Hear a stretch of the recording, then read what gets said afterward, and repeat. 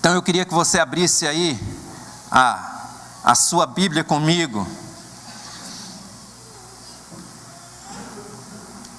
E a música que eu lembrava nesta manhã, foi até inclusive na quarta-feira, né, que era o dito dia do amigo, né?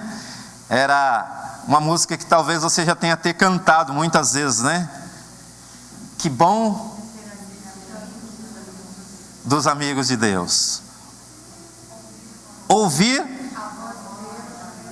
através do meu irmão.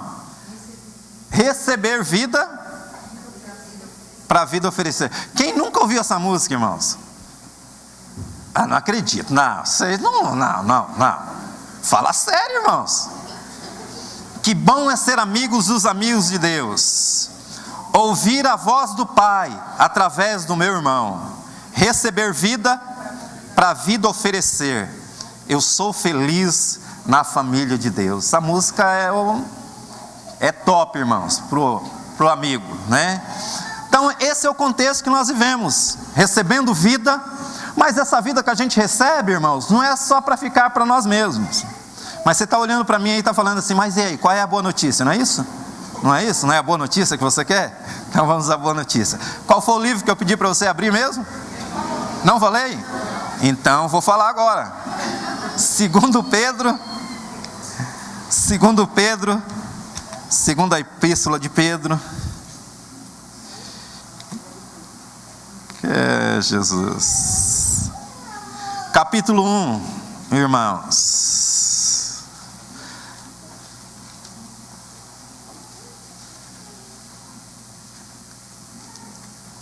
Quem não achou, diga misericórdia. Deus tem misericórdia, eu creio nisso, irmãos. E você vai chegar lá, está pertinho de Apocalipse lá, né?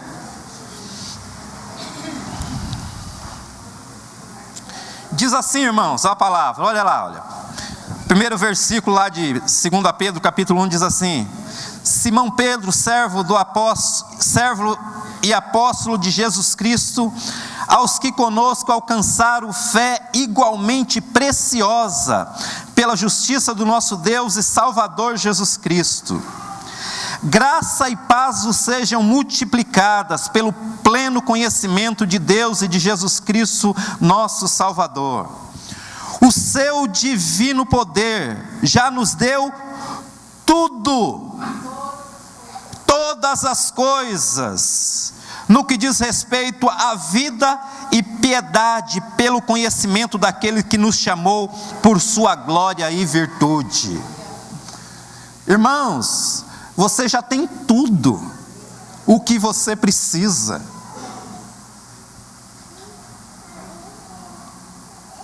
Jamais diga que você é pequeno, jamais diga que você é limitado, porque diz a palavra que você já tem acesso a tudo aquilo que você precisa, para a vida e para a piedade, para a vida, para expressar essa vida de uma forma santa. Deus já concedeu tudo isso a você, através de Jesus Cristo, através da cruz. Agora talvez tenha muitas coisas aí que você não tenha se apropriado ainda em fé. Talvez você esteja como que incubado ainda isso na sua vida, sabe? Aquela situação de algumas vezes até coisas que não são muito saudáveis, mas isso aqui é muito saudável, a palavra de Deus é muito saudável. Sabe aquelas enfermidades que muitas vezes está incubada? Está incubada. O que é estar incubada? Está lá dentro, está lá, mas está quietinho. Ela não se manifestou ainda. Talvez isso não tenha sido claro, você não tenha tido revelação plena disso ainda. Mas tudo, meu amado, que você precisa, Deus já concedeu em Cristo Jesus a você. Amém? Agora, a continuação dos versículos que eu quero chamar a atenção sua aqui diz respeito a justamente isto. E eu gosto muito de uma expressão que está lá em Oséias, capítulo 6, versículo 4, que diz que nós devemos conhecer e prosseguir no conhecimento do Senhor. Amém? O grande problema nosso, meus irmãos, é quando nós muitas vezes nós colocamos alguns limites para nós mesmos, e nós paramos na nossa caminhada. E já dizia alguém que aquele que parou na sua caminhada, na realidade ele já está retrocedendo, porque os outros estão avançando, e a gente vai ficando para trás. E a maior estratégia do inferno, muitas vezes, meus irmãos, é justamente isso. É colocar-nos numa zona de conforto. Tudo tranquilo, né? E a gente vem para a igreja, e a gente vem e participa dos cultos, e celebramos, né? Mas a gente vai ficando muito voltado para nós mesmos. Para a satisfação do nosso ego, da nossa vontade, das nossas necessidades. Mas diz o contexto aqui, olha só, meus irmãos, versículo 4: desse modo, Ele nos tem dado grandíssimas e preciosas promessas, para que por elas nos tornemos participantes da sua natureza divina, fugindo da corrupção que há no mundo por causa da cobiça. Mas aí no versículo seguinte, meus irmãos, vem uns desafios para a nossa vida. E aí eu quero pausadamente, eu quero destacar algumas coisas com você aqui.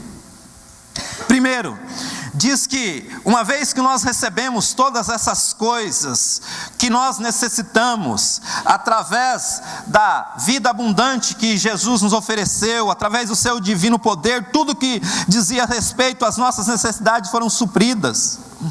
Diz assim a palavra, olha só: acrescentem a vossa fé com toda a diligência. Então, primeiro, diz a palavra que não somos nós que vivemos mais, mas é quem que vive através de nós? Cristo. E lá em Gálatas diz que agora a vida que eu vivo na fé do Filho de Deus. Então não é nem mais a minha fé, é a fé do Filho de Deus, por causa da fé de Jesus em mim, irmãos. O apóstolo Pedro diz assim, olha, acrescentem aí com toda diligência. Olha, diligência tem que ser com afinco, não pode ser algo, se der eu faço. Não, com diligência, com afinco, com determinação. Acrescente a isto a sua fé, acrescente a virtude. E virtude, meus irmãos, é o desejo, é a convicção que a gente tem de intentar fazer o bem, de fazer o bem, de ter a atitude, não ficar simplesmente na ótica do desejo, mas ter uma atitude prática. Mas, dentro desse contexto, diz ainda que nós devemos acrescentar a essa atitude, essa virtude de fazer o bem, nós devemos acrescentar o conhecimento. Quanto mais, irmãos, nós temos conhecimento da pessoa de Jesus, da revelação de quem é Jesus, não há como a gente não crescer e frutificar. Porque uma vez que a gente conhece Jesus, a gente vai cada vez mais expressar as características de Jesus. E é muito interessante, eu observava isso, né? Se é algo que a palavra de Deus sempre nos desafia, é buscar o conhecimento. Vocês observaram isso? Principalmente o conhecimento espiritual. Eu estava observando ali em Colossenses, capítulo 1 de Colossenses, de Filipenses, né? O próprio texto de Coríntios que nós lemos, o desafio da palavra é sempre para que a gente conheça, tenha conhecimento espiritual ainda maior. Se é algo que nós precisamos cada vez mais, irmãos, é de revelação, é de conhecimento de quem é Jesus. De quem é Jesus. E eu vou dizer para vocês, nós não temos isso ainda. Nós não temos a plenitude disso. Quando lá em Efésios, o apóstolo Paulo escreve, diz que esse é o nosso objetivo principal, é chegar à estatura de varão perfeito, é chegar ao ponto de Cristo estar totalmente formado na minha e na sua vida. Nós precisamos disso, precisamos buscar isso com diligência, diz a palavra de Deus. E com relação a isso, acrescentando a isso também, diz que nós devemos acrescentar o domínio próprio. E eu achei muito interessante isso, né? Porque quantas vezes nós nos deparamos com situações em que a gente às vezes não consegue se controlar em algumas situações. Quem aqui tem dificuldade em se controlar, irmãos? Autocontrole, autogoverno. É verdade, irmãos, às vezes é difícil, mas a palavra de Deus diz que isto é possível, sabia? Sabe por quê? Que diz que é um dos frutos do Espírito, o fruto do Espírito, uma das características do fruto do Espírito é o domínio próprio. E você tem o Espírito, diga, eu tenho o Espírito Santo. Você tem Jesus? Você recebeu Jesus como Senhor e Salvador da sua vida? Então você tem o Espírito Santo, irmão. E se você tem o Espírito Santo, você tem o domínio próprio. Está lá, pode estar incubado, mas ele é seu, pertence a você. E uma coisa que eu nunca tinha me atentado para um texto, irmãos, Provérbios 25, 28, diz que aquele que não tem domínio próprio é como uma cidade sem muros. Já imaginou isso? É uma cidade sem... E Provérbios 16, 32 diz que melhor é o longânimo, que tem um ânimo longo, do que o valente. Melhor é aquele que governa a si mesmo, do que aquele que conquista uma cidade. Deus tem dado tudo aquilo que você precisa, meu irmão.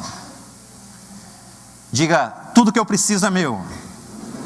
Porque Jesus já me deu. Você crê? Então receba.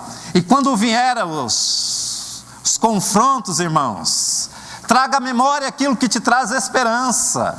Traga à memória a palavra. E acrescente isso à sua vida. Acrescente isto. E dentro desse contexto, acrescente também a perseverança. Porque se é coisa que Deus detesta, meu amado, é aquele que retrocede. A Bíblia diz que muitas são as aflições do justo, mas o Senhor de todas o livra. A Bíblia diz que nesse mundo nós haveríamos ter aflições, mas que nós deveríamos ter bom ânimo. E diz a palavra que você não é daqueles que retrocedem para a perdição, mas daquele que persevera para a conservação da alma. Então é possível, meu irmão, é possível.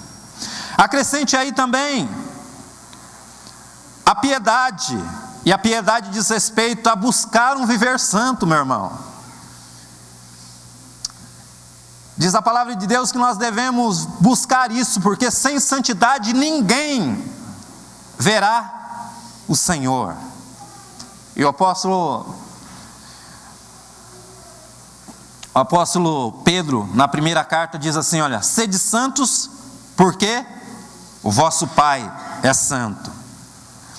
E acrescente ainda, meus irmãos, a fraternidade. A fraternidade.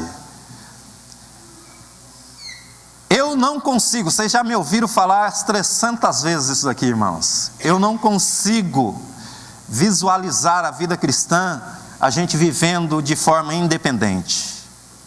Eu não consigo. Eu não sei, talvez seja uma limitação que eu tenho, irmãos, de não saber viver sozinho, né? Não consigo viver longe das pessoas, né?